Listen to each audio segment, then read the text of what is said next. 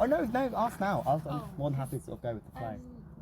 There was two things, but there's a river, the River Ouse, I think, in Lewis. Yes. When I was there, it was so polluted, I wanted to cry. I was like, there's bits of stuff in it, there's like oil slickies, just dumps, just loads of crap in it. Yeah. And I was like, and I just found out more recently that that River Ouse has just got rights. Yes. And I'm like, well, how on earth do we actually take litter out of the rivers? I know obviously you've got to then trace that back to why that's even happening, but why is there not like cleanups, or how can we do that? Yeah, it's a really difficult. It's like countrywide. That's what I say to people. People are like, I know it hurts more when you see it close to home. Yeah. But this is an issue that's like up and down the whole country. Every river, unfortunately, is in a similar state because there's just lots of loopholes in legislation. So, for example, sewage companies have this system of working where when it rains heavy, they're allowed to let out excess sewage just release it into the sea and into the rivers.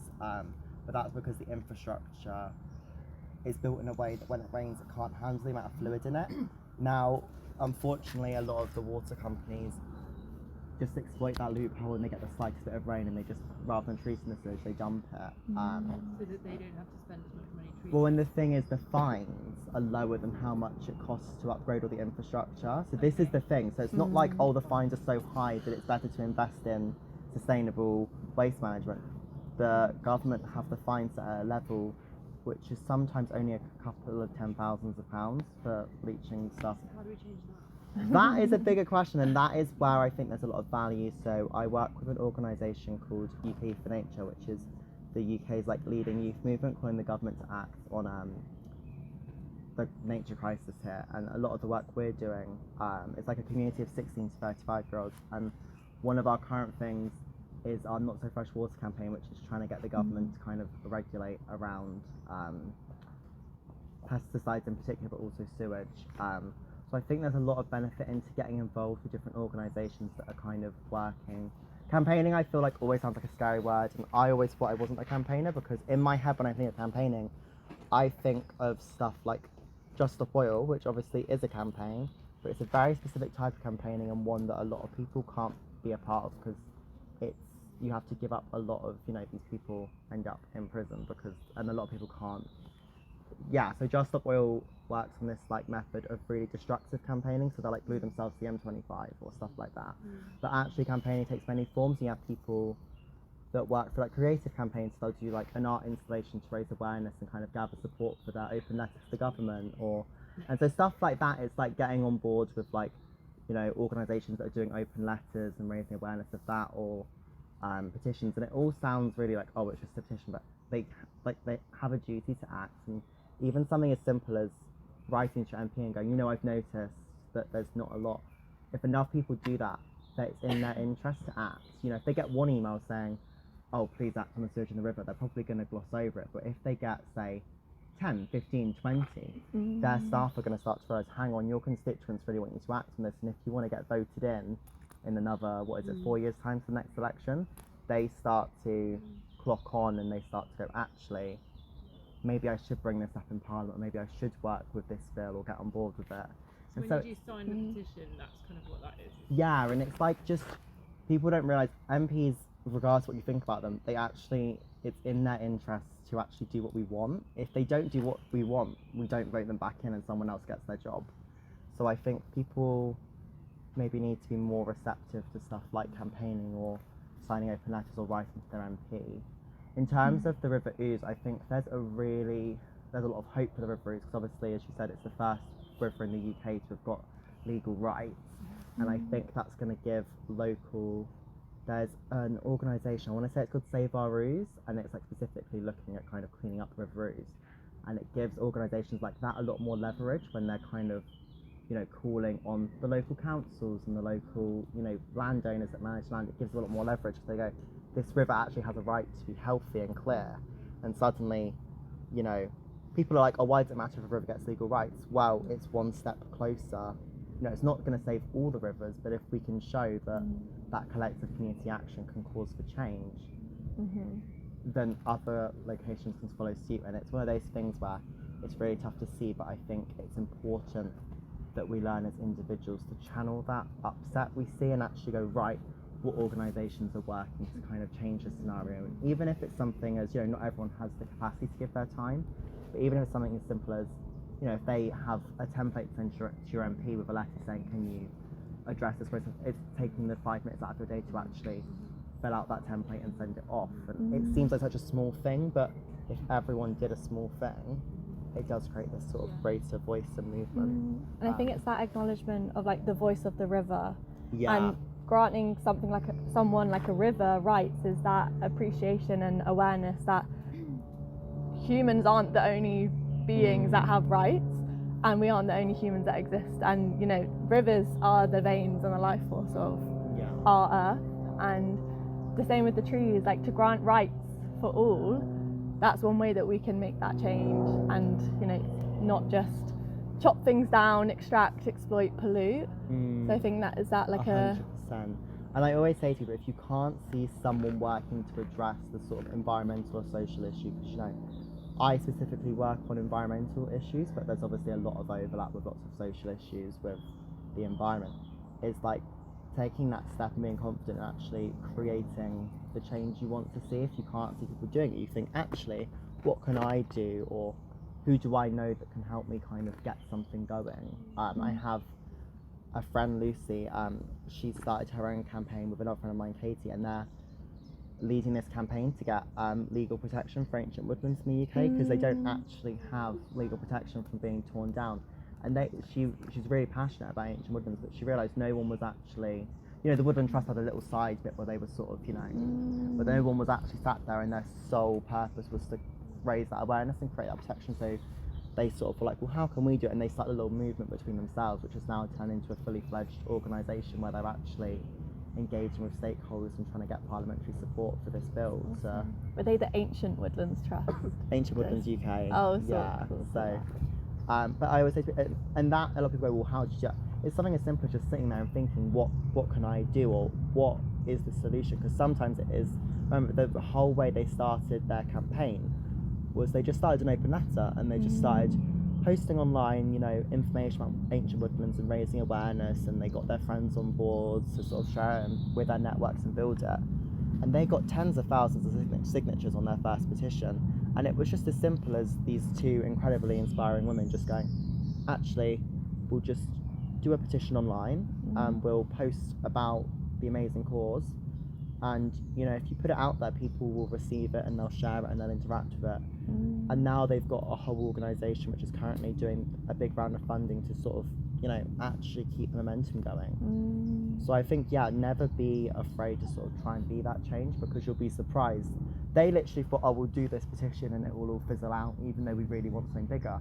And the petition has now opened up so many doors. They're talking about actually even being able to fund themselves to run this campaign because they've got money coming in. So I would say if there's something like, for example, you said with the Riveroos, and you can't see someone working it, don't be afraid to actually sort of connect. And I think that's what's really nice about the community you're building here, Sid, is like there are people here that will have different skill sets that will care about similar causes, and actually there's so much power in sort of connecting people from different backgrounds and perspectives and groups, and suddenly you can together create this change. And that's the other thing, it's all the work I do, whether it's the campaigning work I do, whether it's the youth engagement stuff I do in the South Downs and more locally in Brighton, it's all about collaboration. None of what I've done, I'm really lucky to have had some amazing opportunities. There was a UNESCO Biospheres Forum, so they get all the people from the UN together that run the biospheres, and they host it in Brighton. I was lucky enough to go along and give my input to that forum. None of that would have happened if I hadn't have worked with other people and actually recognised that none of us can do it on our own, and there's so much value and importance in building that network to work with other people. So that's kind of, I don't know if that answers your question, but that's... That was amazing. I didn't even know we were still on the answer. Such a wealth of knowledge. I'm so grateful to that, because I was in my head the other day just thinking, I really want to know how to help more, and you're just like the spark of... It's something and the thing is, I always say to people, it's something so simple. We live in a society, whether we like it or not, that everyone is there's less connection in person, which is why events like this are so important. but there's this now greater opportunity to connect people on the internet, for example, and there's so many ways. You know, I said my friends with their campaign in Nature Woodlands, they shared a couple of posts on the social media and people interacted and shared, and they managed to gather tens of thousands of signatures for a campaign. So you think about if you can do that and you've actually got that on the ground community for events like this and working on local causes, you know, the sky is really the limit. You just have to have the confidence. Or sometimes I remember when I first started, I didn't even have the confidence to do it. I just was like, I'm going to do this thing, it's probably not going to work. Yeah. But it made me feel, I don't know, got rid of a lot of that. I get a lot of anxiety around the environment, particularly being an ecologist and a conservationist. I see a lot of stuff and I read a lot of stuff that I probably doesn't help me sleep at night. Yeah. I also read, I want to say some amazing things of what people are doing, and it's really, really hard to not get bogged down with it, but you have to try and find, there's so many success stories as well that are happening, and I think it's just as important to platform those successes as it is some of the catastrophes we're seeing. Could you share any, like, a sensory glimmer or a joy that you've had even throughout your research that you've done, or through any of the youth engagement, just like a story or some kind of, something that comes up with that question? I mean, two things come to mind. I did these walk and talk events in the South Downs to it was part of a public consultation for the new management plan for the South Downs National Park, and I specifically worked on the youth engagement in that. It's still ongoing, but I'm particularly working on the youth engagement and youth perspectives in that. And so we ran these free walks for young people 18 to 30. And it was a ritual. We took them on walks. We did Devil's Dyke, Seven Sisters, and we did Queen Elizabeth Country Park over in Hampshire. And you know, they all got their travel reimbursed to come to these events. They all got a free meal on the events, and we were able to actually raise awareness and showcase the amazing landscape around them and connect them to that, but also hear what they want to see from it. And I think that was what really showed me the power of these small things. It's like, it was as simple as we just took people on a walk and chatted with them and just shared our enthusiasm, but that managed to gain so many valuable insights which are now recorded and actually going into local government's plans for the area. So that's something. And then another thing that gives me hope is just sometimes you have to just go to things that maybe what you're doing isn't creating that much difference, but makes you feel good. For example, yesterday, Busy week. Yeah, busy. I've had a really busy week. I've had a really busy week.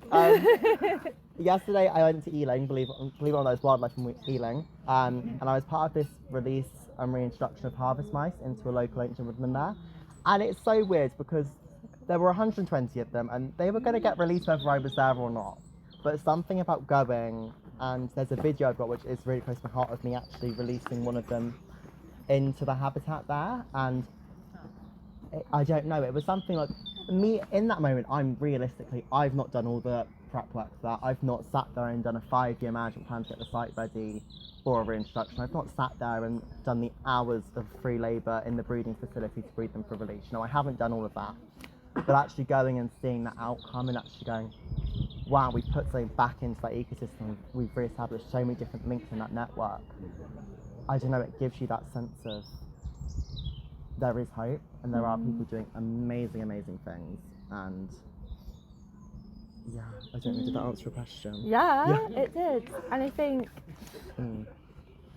I guess maybe one thing I was going to ask is, for people here, obviously I think a beautiful way to connect is to get to know the critters, the little mammals, and just that's when you start to learn more about the plants, for example, like that's such a deep way to connect with our nature. And I'm just wondering, is there any, like, have you come across any critters, invertebrates, mammals that you're like, okay, I see you, I want to raise awareness for you? Two things come to mind, and then we've got a couple of questions over here, so I'll just quickly answer that one. When I was doing my research, my absolute favourite thing I saw in the ponds was diving beetles. If anyone's ever seen a diving beetle, I think they're really cute. People think I'm a bit strange for saying this, but they live in the ponds, they dive around, and they're just adorable. There's just these little beetles like that, and they just live their best life, and you know, they were just very charismatic. I think people don't think as invertebrates as being charismatic, and I think, but I think that's where there's value in, like, for example, running sessions with young people, or even just people in general, you know, people of all ages, for stuff like doing a pond dipping session. If you'd have told me before I started my degree that I was going to become endeared by tiny little beetles that swim around in ponds, I would have told you to I would have thought you were crazy. But trust me, if you ever get to do pond dipping, which I highly encourage, you'll just become really, you just see things and you just become really, you just see the beauty in all sorts of life, and I think that's something that's really special. I feel really fortunate with the research I do. Mammals wise, I have a really big soft spot for shrews, which is so random, but if you ever get to see a shrew, they're just adorable. And I don't think I know what a shrew. So people think they're rodents. They're not even rodents. They kind of look rodent-y, but they're actually insectivores. So they're closely related to hedgehogs and moles. And they've got these little noses that wiggle, and they're so cute. But they're really special because they don't hibernate, but they have really high metabolic demands, which is basically they have to eat every couple of hours or they die. That's me. I'm a shrew. Their metabolisms They're are animals. they're just like that. But in the winter, what they'll do is they'll shrink their brains and skulls and organs and bones by 30%. So they'll shrink it all down to survive the winter and lower their food intake. And then when it gets to the spring and they're ready to breed, they'll grow their bones back and their brain back. And I just think that's mind-blowing. So yeah, get on the shrew bandwagon, guys, because the shrews they're just fascinating and I love them. Do you have a question? I was just going to go back to the subject of the campaigns. Yeah. Campaigning. So I'm actually in the process of designing a campaign at the moment because there's an area of ancient woodland that I manage, and it's a site of special scientific interest. And Nice. there's a woodland going. There's a river going through it. There's two branches of this river, and the main branch of the river is subject to the largest sewage outflow point in all of southeast London. Wow. And it's going directly into the SSSI. So the woodland was designated for its aquatic vegetation, basically for the riparian areas alongside the river. We've got some really rare plants there. We've got Dyer's plumeless sawworts. We've got Forster's woodrush. Those really like they really like the riparian conditions. And with the eutrophication that's happening along the river, there's just we're greatly limiting what could be done on that site. And I've been gathering data over the last year with the University of Southampton to study, compare the main branch with the unpolluted branch to really get an idea of how it's affecting the invertebrate population. And the idea is that once we've got enough data, we're going to create an open letter to Thames Water, we've got a list of stakeholders that we're going to be engaging as part of that. But I was wondering if you had any advice just off the top of your heads or anything I could do with that. I mean, looking at also getting a second season of data this year to kind of help back it up, but we do want to get the ball rolling with it because basically Thames Water, as far as we understand, they are obligated to set aside a certain amount of money by the Water Frameworks Directive. So we want to make sure that this river is prioritised for modernising that point. I mean, is there anything you have to say about that? Yeah, gosh. I would say open letters are great. I'm a big believer in open letters. I think that people underestimate the power of if you can get 10,000 people's names. That really, there's just a wow factor about it when you can send that to whoever you're lobbying and go, 10,000 people that we've managed to reach want you to change this. Imagine how many other people there are. I would also, I think a big part of that is raising awareness is so important. You know, I know people hate social media, but actually being able to document some of what you guys are seeing firsthand, people, whether they say it or not, people are visual learners, and if you show someone, this is what one from all the eutrophication is, this is the one that is, you know, not perfect, but it's not having as much pressures, people will really resonate with that, and I think showcasing that to people really helps. And I think even if you're not planning to do the open letter until the end of this season, get awareness going now of your campaign, because by the time, if you've built a community around that, by the time you launch it, say you're launching the open letter, I don't know, October roughly is the end of the survey season, I want to say, climate change pending. If you can, between now and then, that's what, nearly 6 months you've got to build that. I would also say, whilst it's great to get that buy-in from people more widely nationally, really try and connect people in the local area, because a big thing I've known this for a while, but it was really highlighted when I was in Ealing yesterday, is if you create that sense of community buy-in and ownership, people will go to great lengths to help you in your cause, and that's purely because if they see it firsthand, they think, actually, this is on my doorstep and I care about that and I want to protect that. So I would say definitely also try and engage with the communities in that area, whether it's just, you know, educating them on what you've seen, or if it's even getting them involved in that survey effort. I think it's like, there's just so many benefits. You know, you're raising awareness of the environment, that environmental education perspective. You've got local buy-in and ownership and kind of sense of duty of care. And you, again, that really, it will help you in your campaigning efforts, and it will also help just longer term with people caring. I would also say if you need someone to come and survey invertebrates, I'm available. So connect with me afterwards. I can come, and if you want me, I'm more than happy to help you gather some data. It sounds like a really interesting cause. And I would say as well, my final tip would be to connect with other campaigns, even if they're not directly your campaign, because they'll probably be more than happy to share. So for example, I said I work with UK for Nature. There was a big campaign around the natural history GCSE recently. Not our campaign at all, but because it was to do with a cause we cared about, we shared it with our network, and it, you know, they got thousands more signatures because. So I would just say, don't underestimate the power of working with other campaigns, even if their campaign isn't your specific ask, because 9 times out of 10 they're very happy to kind of uplift and support you in that. Yeah. Does that kind of answer? Yeah, absolutely. Yeah? But you went above and beyond. Did you have a It question was just as a well? quick one, and then also a share. Are you working with Catherine Kelly? Blue Spaces. Because she's on the board. I was just wondering, but I guess your studies. She's on the board for. the UNESCO Biosphere, and she's a lecturer at University of Brighton. So I was just curious. I want to say I've met her. I'm You probably really have. bad at names and You faces. could maybe connect further. But- more like the business. Yes, it does ring a bell. So I was Yeah. just curious if those were crossing over. Because the other thing was just for any creatives, artists interested, definitely follow Fabrica and sign up for newsletters, because they now are doing quarterly, I think, they start trialing quarterly gatherings of creative artists who are interested in supporting and like aligning their work with the biosphere. So that's a whole other initiative that's in there. And I think Fabrica Gallery.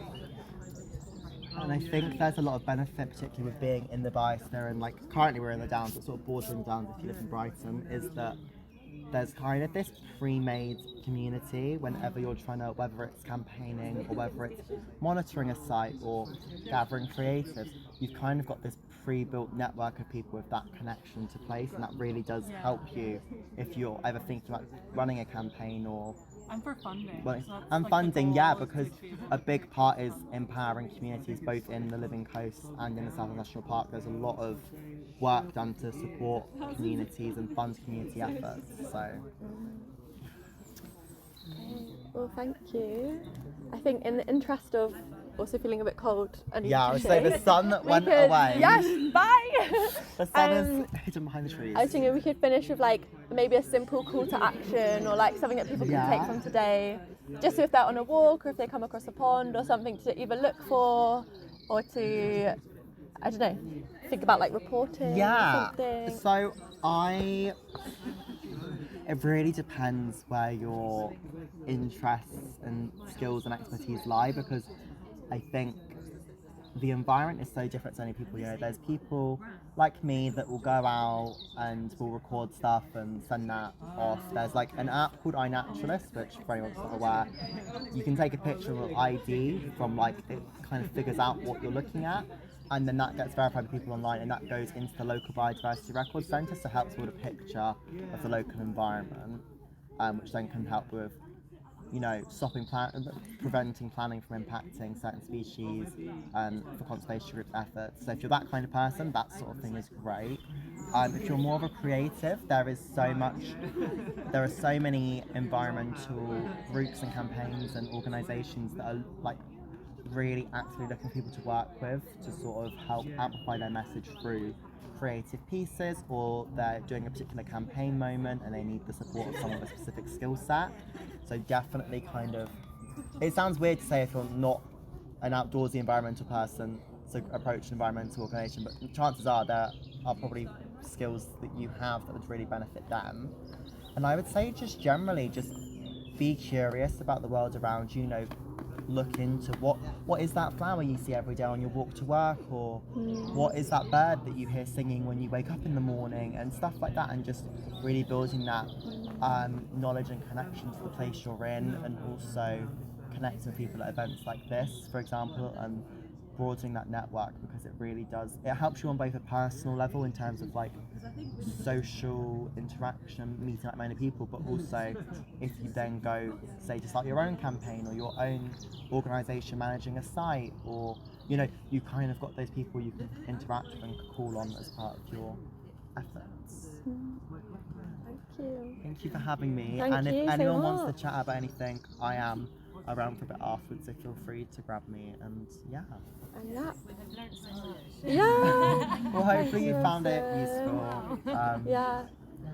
It's so insightful, and then also like a proactive approach as well to, like you say, that eco anxiety and the kind of the kind of extremes that could get to, but fueling that into something which is helping you ease that through just trying to do what you can. And it's that thing of like no action is too small. No. So even this is just inspiring. It sparks those synapses. So everyone can go out after this. Yeah, and sometimes it's as simple as you just see a really important story and you just reshare that to your page for other people to see. Even that, the impact that's going to have on the greater picture. It may seem like a tiny little thing, but if one person learns about the cause you're sharing or the issue you're sharing about, that's one more person that when there is that call to action will think, actually, I really care about that and I want to support that effort. Awesome. Thank you, Robson.